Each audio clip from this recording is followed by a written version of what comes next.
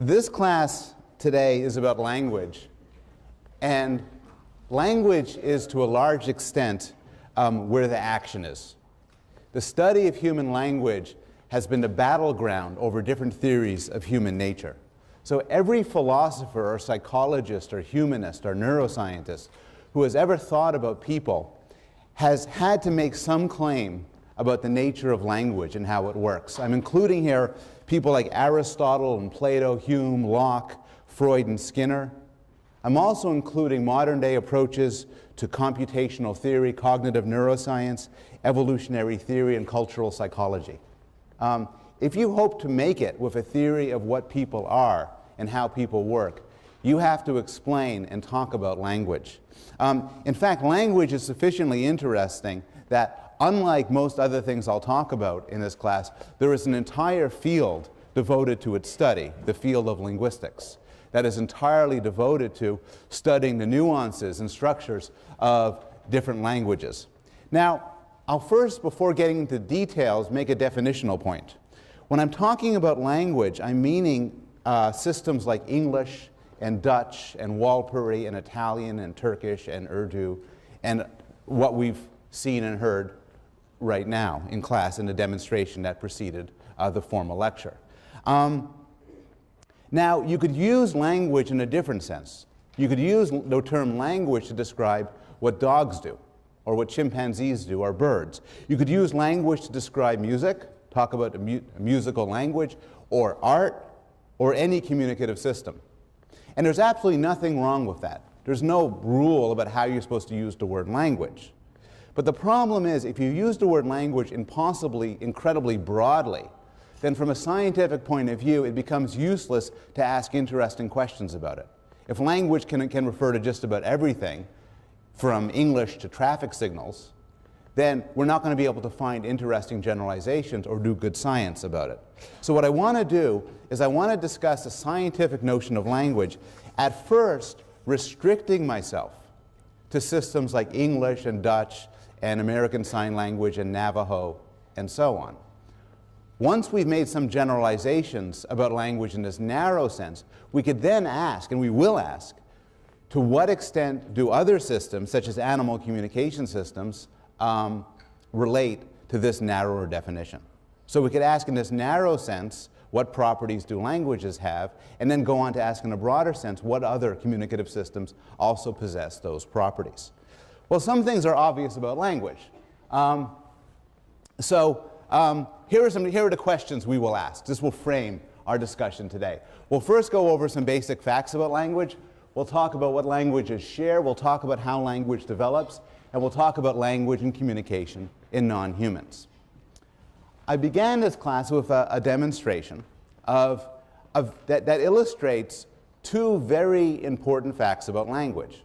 One is that languages all share some deep and intricate universals. In particular, all languages, at minimum, are powerful enough to convey an abstract notion like this. Abstract in the sense that it talks about thoughts, and it talks about a proposition, and spatial relations and objects. There's no language in the world that you just cannot talk about abstract things with. Every language can do this. But the demonstration also illustrated another fact about language, which is how different languages are. They sound different. If you know one language, you don't necessarily know another. It's not merely that you can't understand it. It could sound strange or look unusual in the case of a sign language. And so any adequate theory of language has to allow for both the commonalities and the differences across languages. And this is the puzzle faced by the psychology and cognitive science of language. Well, let's start with an interesting claim about language made by Charles Darwin. So Darwin writes, "Man has an instinctive tendency to speak, as we see in the babble of our young children, while no child has an instinctive tendency to bake, brew, or write." And what Darwin is claiming here, and it's a controversial and interesting claim, is that language is special, in that there's some sort of propensity or capacity or instinct for language, unlike the other examples he gives. Not everything comes natural to us, but Darwin suggests that language does. Well, why should we believe this? Well, there are some basic facts that support Darwin's claim. For one thing, every human society has language. In the course of traveling, cultures encounter other cultures, and they often encounter cultures that are very different from their own. But through the course of human history, nobody has ever encountered another group of humans that did not have language. Does this show that it's built in? Well, not necessarily. It could be a cultural innovation. It could be, for instance, that language is such a good idea that every culture comes across it and develops it. Just about every culture uses some sort of utensils to eat food with. A knife and a fork, chopsticks, a spoon. This probably is not because use of eating utensils is human nature, but rather it's because it's just a very useful thing that cultures discover over and over again. Well, we know that this probably is not true with regard to language. And one reason we know this is because of the demonstrated case studies where a language is created within a single generation. And these case studies have happened over history. The standard example is people involved in the slave trade. The slave trade revolving around tobacco or cotton or coffee or sugar would tend to mix slaves and laborers from different language backgrounds, in part deliberately so as to avoid the possibility of revolt. What would happen is these people who were enslaved from different cultures would develop a makeshift communication system so they could talk to one another. And this is called a pidgin, P-I-D-G-I-N, a pidgin. And this pidgin was how they would talk. And this pidgin was not a language. It was strings of words borrowed from the different languages around them and put together in sort of haphazard ways. The question is, what happens to the children who are raised in this society? And you might expect that they would come to speak a pidgin, but they don't. What happens is, in the course of a single generation, they develop their own language. They create a language with rich syntax and morphology and phonology, terms that we'll understand in a few minutes. And this language that they create is called a Creole. And languages that we know now as Creoles, the word refers back to their history. That means that they were developed from pidgins. And this is interesting because this suggests that to some extent the ability to use and understand and learn language is part of human nature. It doesn't require an extensive cultural history. Rather, just about any normal child, even when not exposed to a full-fledged language, can create a language. And more recently, there's been case studies of children who acquire sign language. There's a wonderful case of Nicaraguan sign language, where they acquire sign language from adults who themselves are not versed in sign language. They're sort of second language learners struggling along. What you might have expected would be the children would then use whatever system their adults use, but they don't. They Creolize it.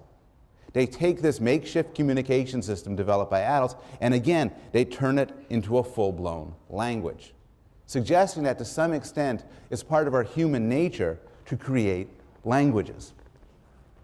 Also, every normal human has language. Not everybody in this room can ride a bicycle. Not everybody in this room can play chess. But everybody possesses at least one language, and everybody started to possess at least one language when they were a child. There are exceptions, but the exceptions come about due to some sort of brain damage. Any neurologically normal human will come to possess a language. What else do we know? Well, the claim that language is part of human nature is supported by neurological studies, some which were referred to in the chapter on the brain that you read earlier, that talk about dedicated parts of the brain that work for language.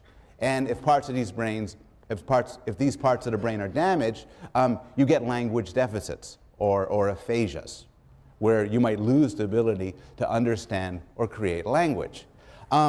More speculatively, there's been some fairly recent work studying the genetic basis of language, looking at the genes that are directly responsible for the capacity to learn and use language.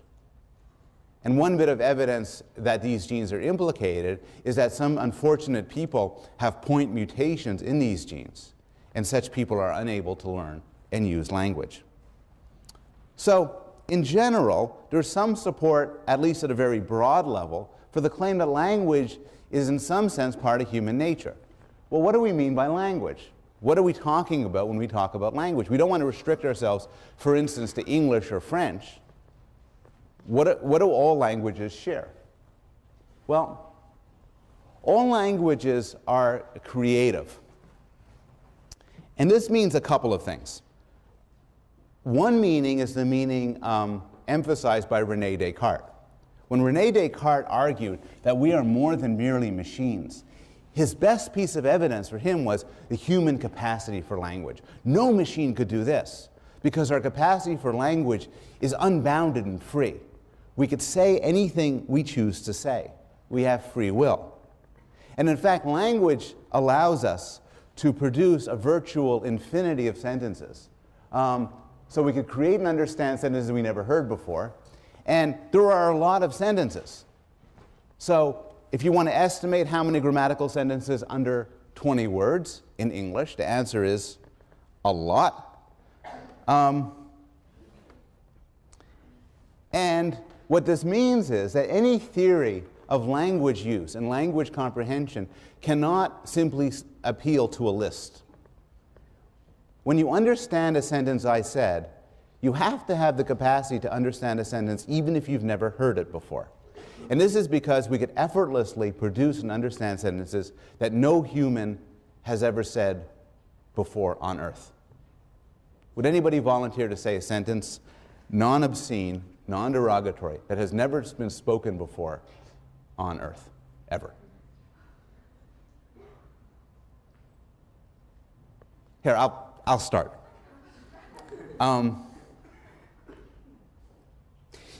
It's surprisingly easy to get a purple tie on eBay if you don't care much about quality.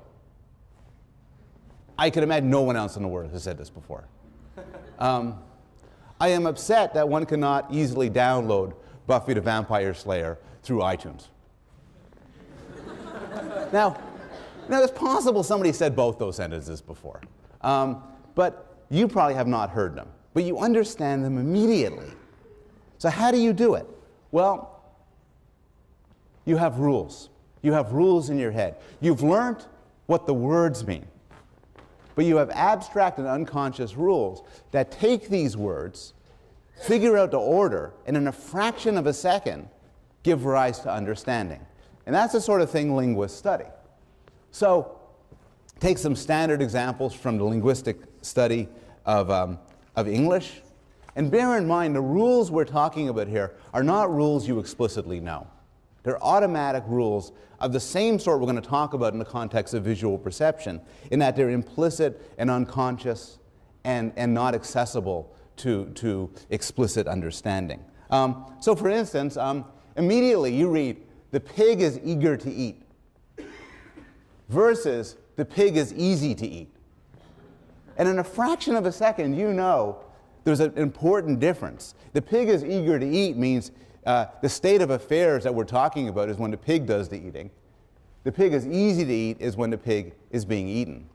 You see a sentence like, "Bill knew that John liked him." And you know, without even knowing how you know, that this can mean that Bill knew that John liked Bill, or it could mean that Bill knew that John liked Fred, but it can't mean that Bill knew that John liked John. The natural interpretation, in fact, is that Bill knew that John liked Bill. The two words co-refer. Contrast that with Bill knew that John liked himself, which only has the meaning Bill knew that John liked John. And this is what linguists do for a living. So if you hear me talking about this and say, "I want to spend the next 40 years of my life studying that," you should become a linguist. But those are the sort of phenomena that we're interested in. Now, it gets more complicated. Those are examples from syntax. But language has many structures. Language has structures going from the bottom to the top. All languages, all human languages, have phonology, which is the system of sounds or signs, morphology, which is the system of words or morphemes, basic units of meaning, and syntax, which refer to rules and principles that put together words and phrases into meaningful utterances. And I want to talk briefly about each of these three parts of language before looking at some other issues. I'm indebted here to Steven Pinker's excellent book, The Language Instinct, which provides, I think, a superb discussion of these phenomena, and I'm going to steal some of my examples from Pinker. So, phonology. Phonology is the system of sounds that languages have.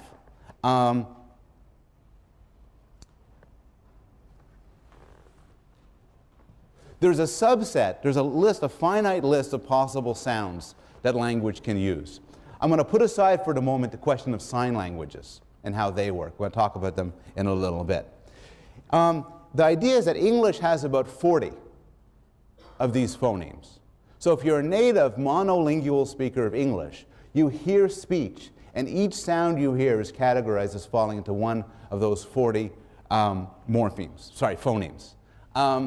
So for example, English has a phoneme of L, and a phoneme of R. And so an English speaker can hear the difference between lip and rip.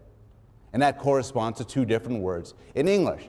Other languages don't have that distinction. And so those distinctions are very difficult for non-native English speakers to learn. So part of what goes on when you learn is you have to learn the language, the phonemes that your language has. Another part of the problem of learning language is you have to figure out what the boundaries are between the words. You have to use sound signals to figure out the boundaries between the words. Now if the only language you've ever heard is English, that's going to seem like a really weird example of a problem, because you're listening to me speak, and in between each of my words you're hearing a pause. You don't have to be very smart to figure out where one word begins and one word ends. But the pause is a psychological illusion. If you were to talk into an oscilloscope that measured your sound vibrations, there are no pauses between the words. Rather, the pauses are inserted by your mind, as you already know where one word begins and another one ends, and you insert a pause at that point. You could see this when you hear a language you don't already know. So for those of you who have never heard French before, when you hear somebody say, "Je ne sais pas," you could say, "Remarkable. French has no pauses between words." And now a French speaker, of course, hears "Je ne sais pas." For Hebrew, I know one sentence in Hebrew, which I think is a request for the bathroom. But if you don't know Hebrew, there's no pauses. And the truth is, when you each gave your demonstrations, nobody spoke properly. Because nobody spoke, here's the sentence, glorp, fendel, smug, wuggle. Rather, you all sounded like without any pauses. Because I don't know your languages. Children come into the world without knowing any specific language. And so they have to learn pauses. They have to learn to interpret sounds in context. And sometimes they make mistakes. They get problems of segmentation. And there's some illustrations you could see the mistakes if they're trying to repeat back something that's already known within a society. So songs are a good example. These are excerpts from children. I'll never be your pizza burnin'. Anybody figure out what that corresponds to? Beast of burden, very good. A girl with colitis goes by. Somebody? The answer, my friends, they're blowing in the wind.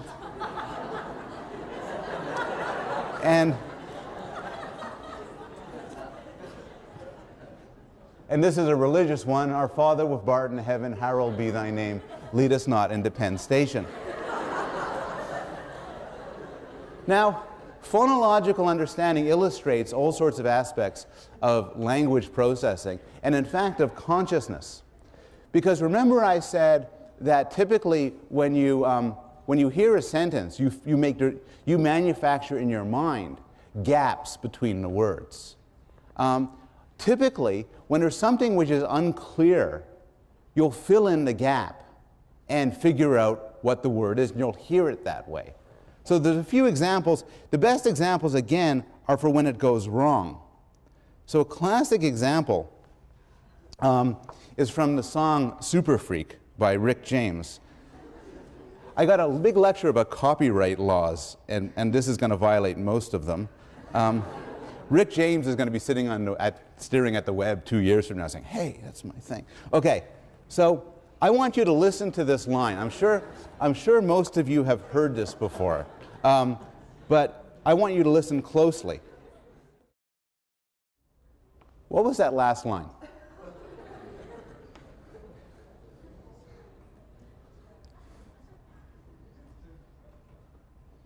The kind of girl you read about. Well, it turns out that nobody really knows. And it sounds to many people who do top-down interpretation, as to me as well, that she's the kind of girl you read about in Newsweek magazine.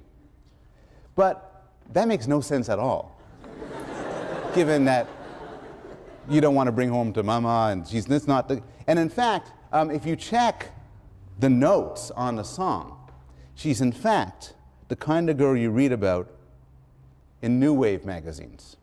Now, when you listen to it then, again, knowing that, you hear it that way. Now, this is known as top-down processing.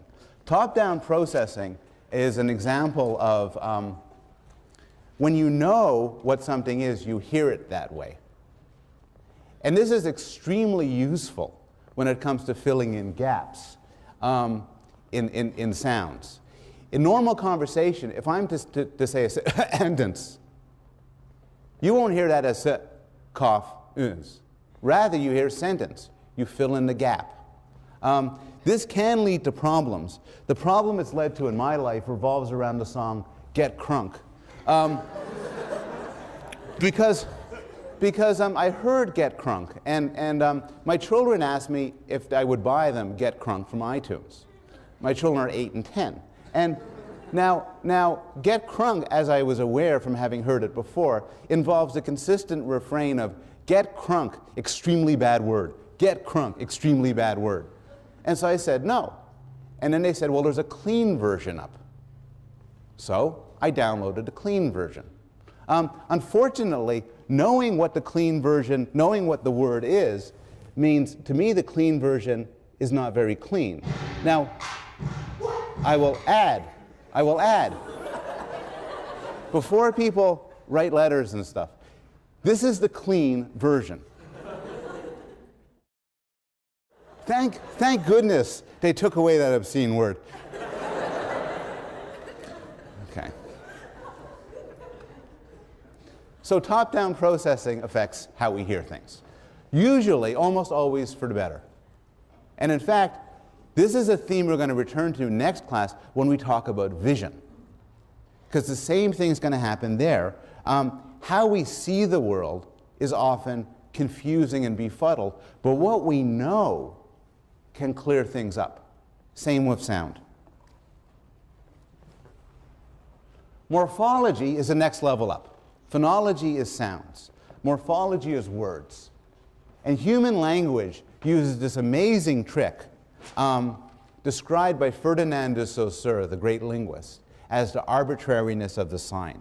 And what this means is we can take any arbitrary idea in the world, the idea of a chair or a story or a country, and make a sound or a sign to connect to it. And the link is arbitrary. I mean, you might choose to use a word for dog as woof woof because it sounds like a dog. But you can't use a word for country that sounds like a country. You could use a sign language thing for drink that looks sort of like the act of drinking. But you can't use a sign language word for country that looks like a country. or for idea that looks like an idea. So the way languages work is it allows for arbitrary naming. It allows for this map between a symbol, say a spoken word, and any sort of thought we want to use. And those arbitrary mappings, as we come to learn them, make up the vocabulary of a language. I'm talking about words, but the more technical term is morpheme. And what a morpheme is the smallest meaningful unit in a language. Now, often this is the same thing as a word. So dog is a word, and dog is also a morpheme. But not always. Because there are single morphemes, and then there are words that are composed of many morphemes. So dogs and complained are one word, but two morphemes. And what this means is that you make the word by putting together two morphemes. To put it differently, in order to know what dogs means, you never had to learn the word dogs. All you had to know is the word dog and the plural morpheme s. And you could put them together to create a word. How many morphemes does the average speaker know? The answer is fairly startling. The average speaker knows, as a lowball estimate, about 60,000 words. I think the proper estimate is closer to 80,000 or 100,000. What this means, if you average it out, is that since children start learning their first words at about their first year of life, they learn about 9 new words a day. And it's not a continuous 9 words every day. It goes up and down depending on the age. But still, the amount of words we know is staggering. How many of you know more than one language pretty fluently? Those of you who know other languages might have in your heads 200,000 words or 300,000 words. And you're accessing them in a fraction of a second.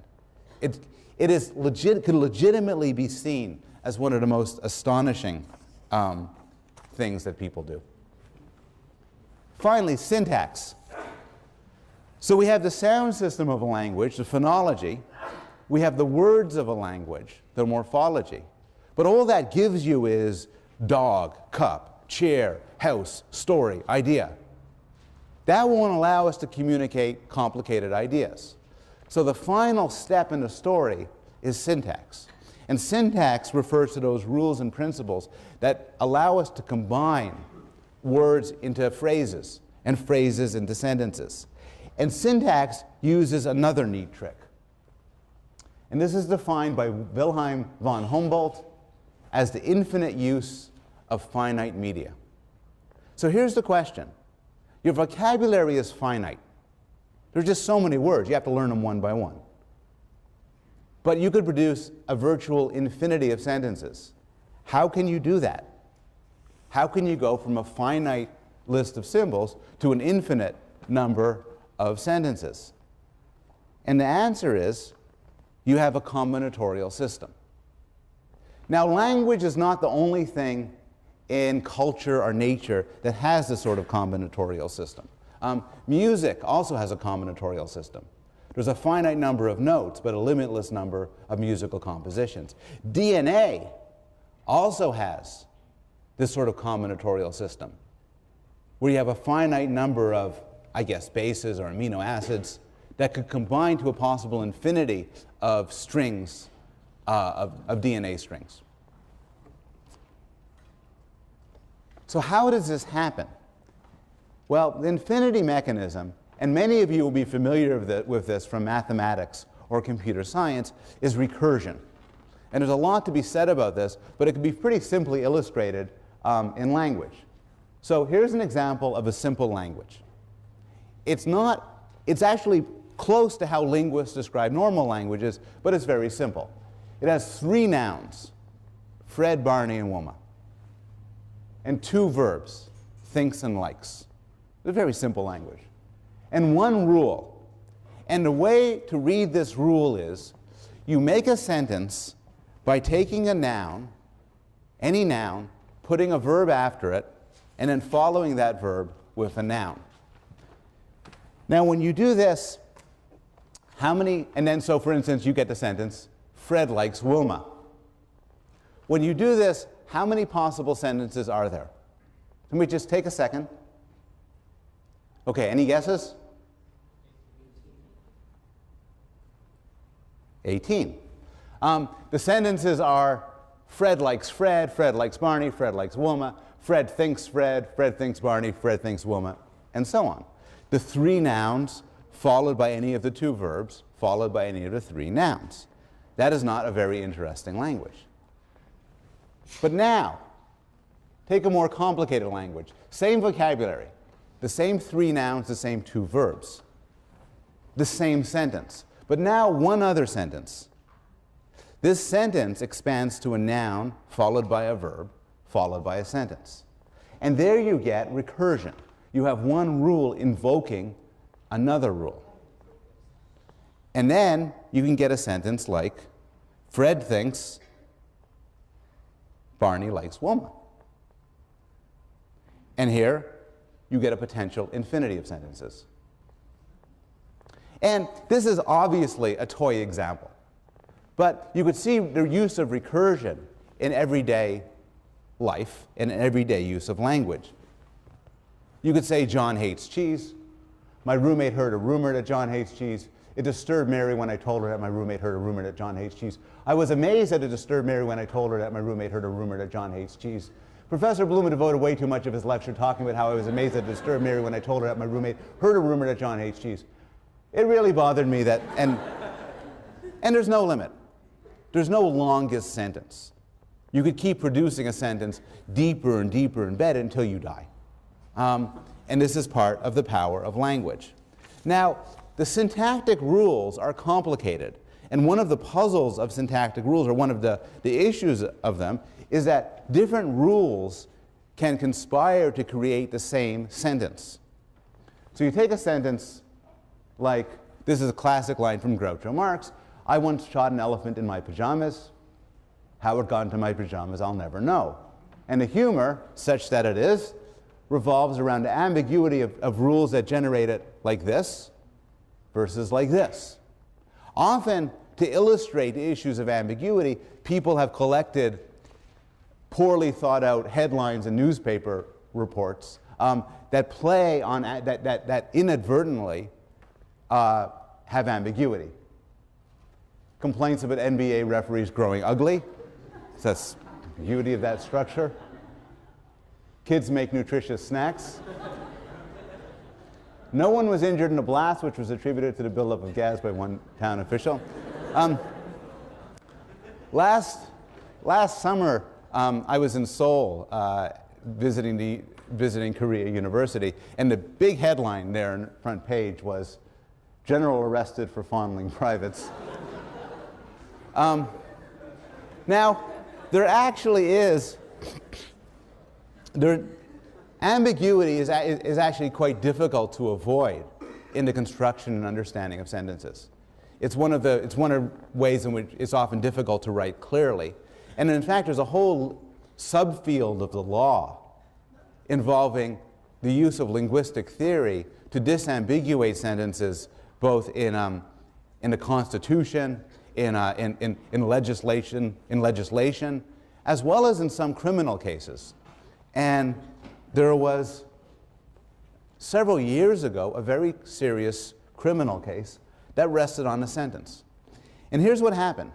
There were two brothers, one of them retarded, and they get into a robbery, and a police officer sees them and points the gun at them, and one of the brothers points a gun at the police officer.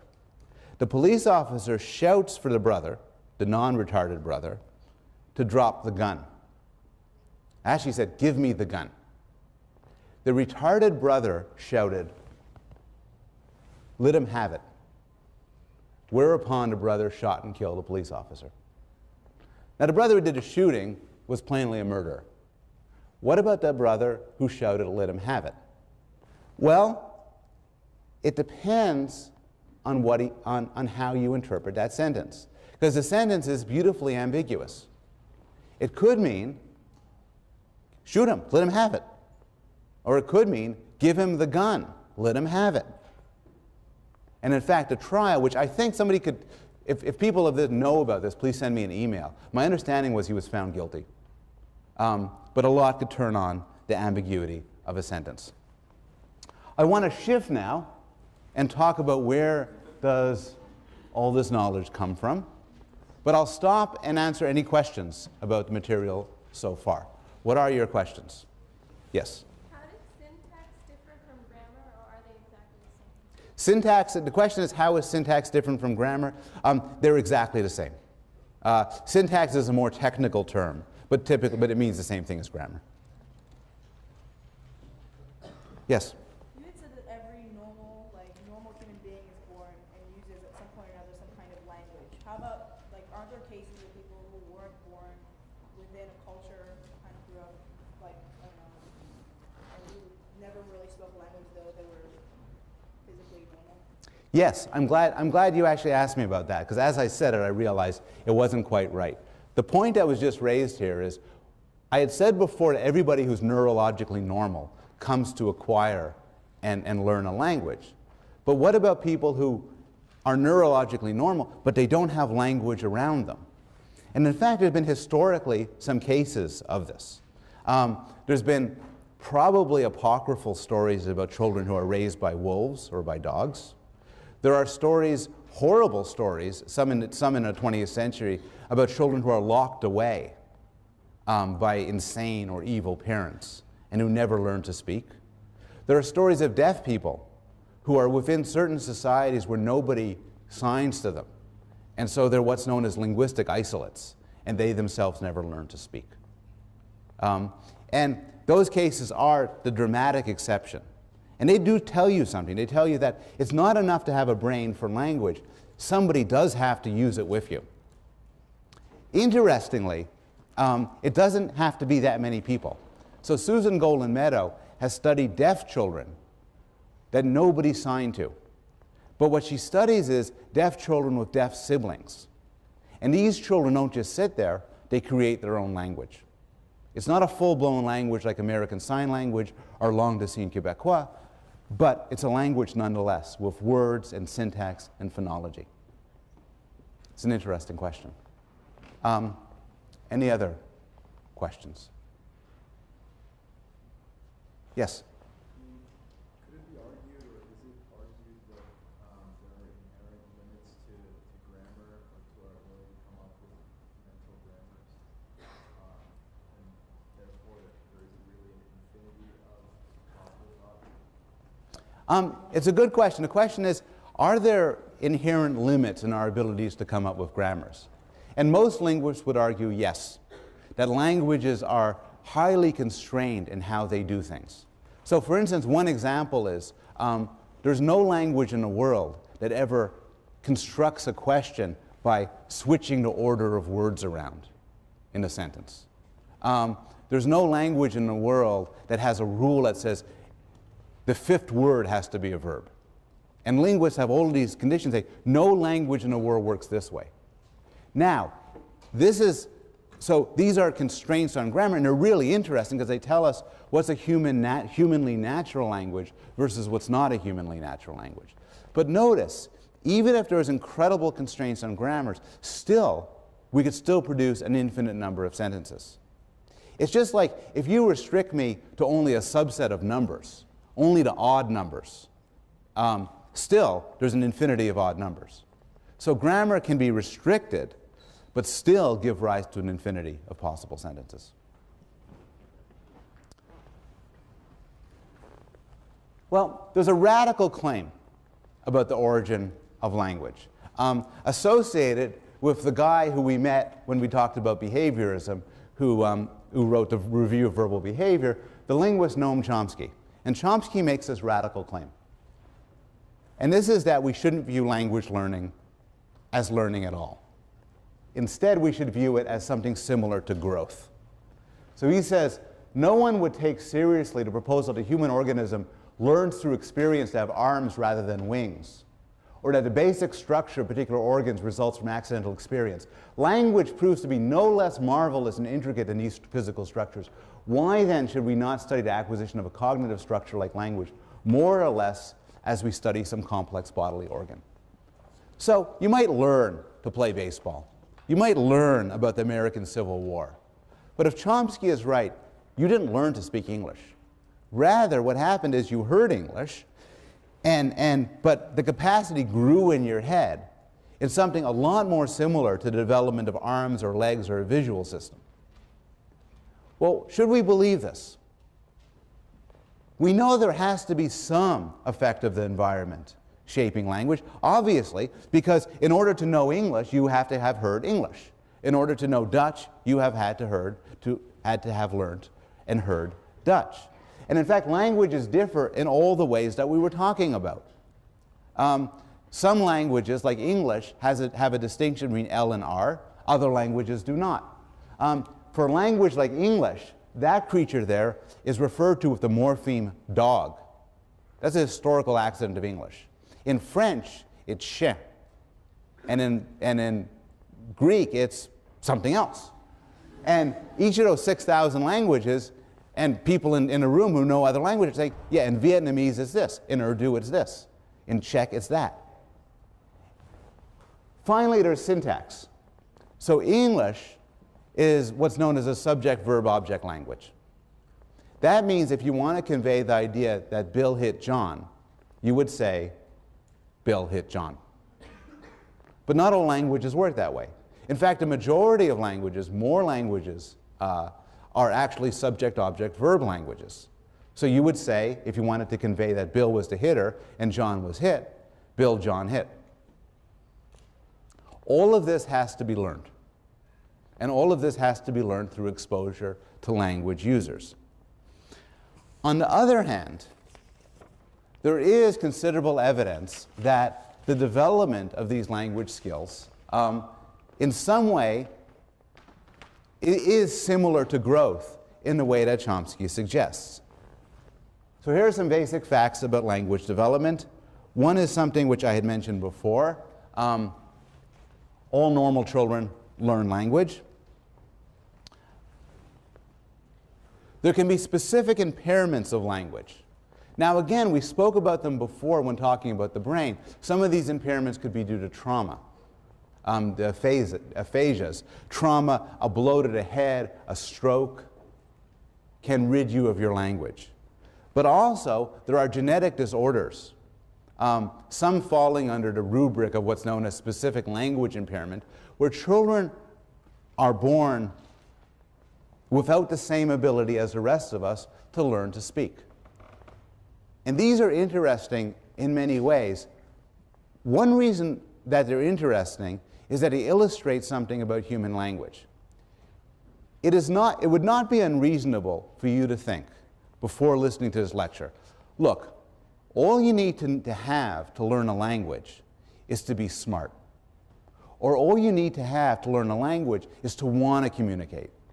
Or all you need to have to learn a language is to be a social person, having the ability to understand others and deal with others. But the case of specific language impairments suggests that all of that is wrong. Because there are children in this world right now who are plenty smart, who really want to communicate, and who are entirely social creatures, but they can't learn language. And this suggests that the ability to learn language and understand language is to some extent separate from these other aspects of mental life. Continuing on this theme, we also know that language is learned without any sort of feedback or training. There are many Americans who believe that they need to teach their children language, and there's a huge industry with DVDs and flashcards and all sorts of things designed to teach their children language. And I think many parents believe that if they didn't persist in using these things, their children would never learn to speak. But we know that that's not true. We know that this isn't true because there are communities where they don't speak to their kids. They don't speak to their kids because they don't believe it's important to speak to their kids. Some linguists would interview adults in these communities and say, why don't you speak to your babies? And these adults would respond, it would be ridiculous to speak to a baby. The baby has nothing to say. you might as well just speak to your dog. And then an American linguist would say, yeah, we speak to our dogs. Americans and Europeans speak to everything and everybody. Other cultures are more picky, and they don't talk to children until the children themselves are talking. This doesn't seem to make much of a difference in language learning. Some studies have motivated by Chomsky's work motivated by Chomsky's critique of Skinner's verbal behavior, have asked, what if we just looked at children within the United States? Don't these children get feedback? And the answer is yes and no. So your average highly educated Western parent does give their children feedback, based on what they say. But they don't typically give feedback based on the syntax or grammaticality of what they say. The example given by Brown and Hanlon in the classic study in the 1970s is they did all these studies looking at what children say and how parents responded. And it turns out parents respond not to the grammatical correctness, but to the affect or cuteness or sociability of the utterance. So for instance, if a child says to his mother, "I loves you, Mummy," it's a very unusual parent to say, "Oh no, the verb agreement is mistaken." You've added a redundant S. It's not appropriate. Similarly, if a child is to say, you know, I hate your guts, Mother. It's an unusual mother. That's wonderful. It's subject, verb, object, the whole thing, structurally fine. You know, we respond to our kids like we respond to each other, based on the message that's conveyed, not the grammaticality of the utterances. Children make grammatical mistakes all the time, but then they go away, and they go away without correction.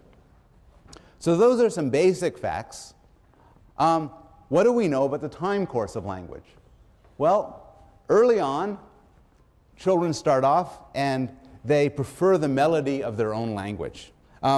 These studies were done in France with 4-day-old babies, and what they did was they used a sucking method. Remember, there's a limited number of things babies can do. One of the things they can do is suck, and these babies would suck on a pacifier to hear French.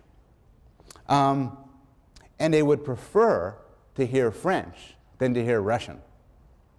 And these investigators claim this is because they had been exposed to French in the first 4 days of their lives. Reviewers, mostly from France, objected and said, no, maybe French just sounds better. Everybody's going to like French. So they redid the study in Russia. Russian kids sucked harder to hear Russian than they did to French.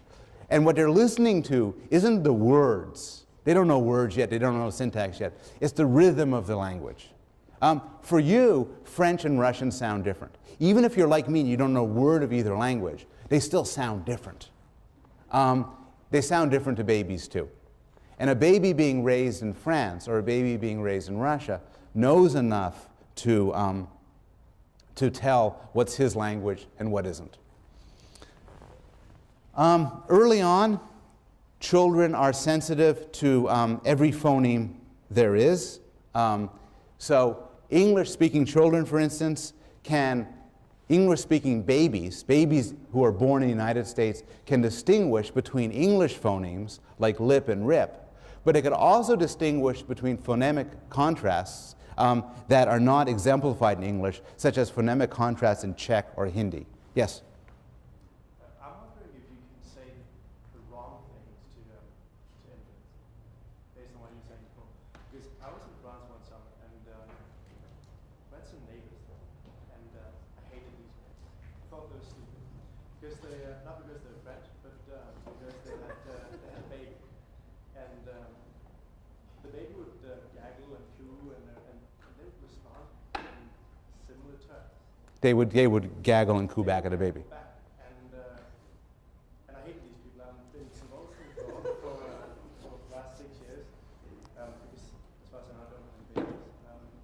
So I don't know if it's fair to be angry.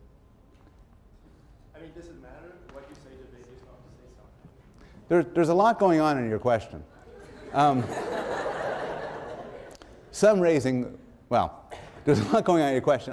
The answer to the question was, your baby's going to coo and gaga goo goo. Doesn't matter if you coo and gaga goo goo back. No, doesn't make a difference. Your hatred towards them was unmotivated. You can be relieved of that debt.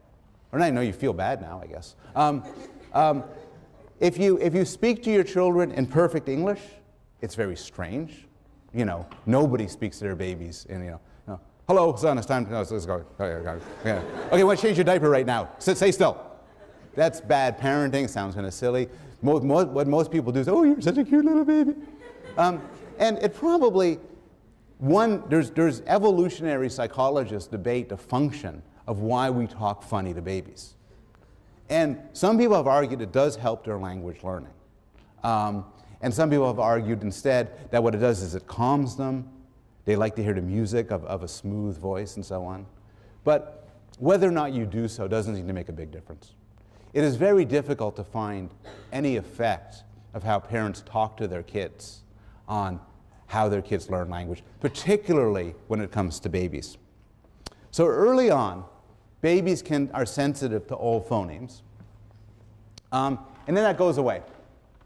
Around 12 months of age, it goes away. This is one thing you were much better at when you were a baby than you are now.